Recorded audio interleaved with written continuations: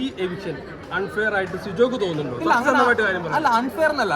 ഞാനിവിടെ പ്രതീക്ഷിച്ചിട്ടുണ്ടായിരുന്നില്ല. ഇപ്പം എന്റെ പ്രതീക്ഷക്കൊത്ത് എല്ലാ കാര്യങ്ങളും നീങ്ങില്ല. എന്റെ നമ്മുടെ ഇപ്പം നമ്മൾ ആര് ബിഗ് ബോസ് മത്സരിക്കാൻ വേണ്ടി പോയാലും നമ്മുടെ എല്ലാവരുടെയും പ്രതീക്ഷക്കൊത്ത് ഒരിക്കലും ബിഗ് ബോസ് മുന്നോട്ട് പോവില്ല.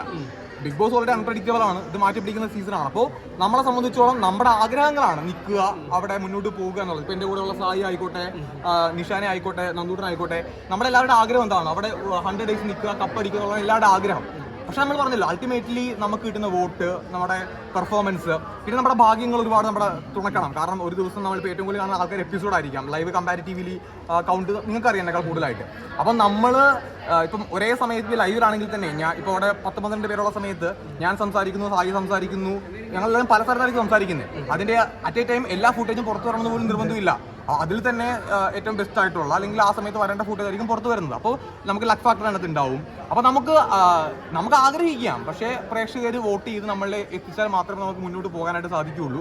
അപ്പോൾ ആ രീതിയിൽ എൻ്റെ ആഗ്രഹമായിരുന്നു എനിക്ക് ഫൈനൽ 5ലേക്ക് എത്തണം, കപ്പ് ഉയർത്തണം. പ്രത്യേകിച്ച് രണ്ടാമത് ഞാൻ വന്ന സമയത്ത് ലാലേട്ടൻ പറഞ്ഞിട്ടുണ്ട് 58 സീസൺ ഇന്ത്യയിൽ വന്നിട്ടുണ്ട്. അതിൽ ആദ്യമായിട്ടാണ് ഒരാൾ ഓപ്പറേഷൻ ചെയ്ത് പുറത്ത് പോയി തിരിച്ചു വരുന്നത്. അപ്പോൾ എൻ്റെ മനസ്സിൽ അങ്ങനെ ആഗ്രഹം ഉണ്ടാവും, തീർച്ചയായിട്ടും ഒരു കപ്പ് അടിക്കണം എന്നുള്ളത്. അതിൻ്റെ ആഗ്രഹമായിരുന്നു. പക്ഷേ ആഗ്രഹം കംപ്ലീറ്റ് ആയില്ല എന്ന് വിചാരിച്ചിട്ട് എനിക്ക് ദുഃഖിച്ചിരിക്കാനോ അല്ലെങ്കിൽ കംപ്ലീറ്റ് ആയില്ല എന്ന് വിചാരിച്ചിട്ട് പറഞ്ഞാൽ വോട്ടിംഗിന്റെ അടിസ്ഥാനത്തിലാണെങ്കിലും സിജോയ്ക്ക് ഭയങ്കര ഫാൻ പവർ ഉള്ളതാണ്. പുറത്ത് സിജോ ഒരുപാട് അതിനകത്തുള്ള അൺഒഫീഷ്യൽ ആയിട്ടുള്ള വോട്ടിംഗ് ലിസ്റ്റിലൊക്കെ 4ാമത് വന്ന സിജോ എങ്ങനെ ഔട്ടായി? അതാണ് ആൾക്കാർക്ക് അറിയേണ്ടത്. അല്ല, അങ്ങനെയല്ല. അതിപ്പോ 4ാമത് എന്നുള്ളത് നമുക്ക് അൺഒഫീഷ്യൽ അല്ലേ?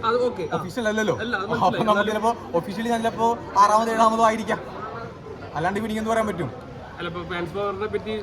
അല്ല, അങ്ങനെ ഫാൻസ് പവർ എന്നല്ലല്ലോ. ഇപ്പോ അവിടെയുള്ള ബാക്കി ഇപ്പൊ 6 പേരാകത്തില്ലേ, അവർക്ക് ഒരുപാട് ഫാൻസ് ഉള്ള ആൾക്കാരല്ലേ, അവരും പവർഫുൾ അല്ലേ. അപ്പോൾ നമ്മളിപ്പം എന്നെ ഇഷ്ടപ്പെടുന്ന ആൾക്കാരുടെ പവർ കൂടുതലാണെന്ന് ഞാൻ പറഞ്ഞാൽ എങ്ങനെ ശരിയാവും? അങ്ങനെയല്ല. നമുക്ക് എല്ലാവരും അവിടെ ഗെയിം കളിക്കുന്ന ആൾക്കാരല്ലേ, എല്ലാവരും പവർഫുൾ ആയിട്ടുള്ള ആൾക്കാരല്ലേ.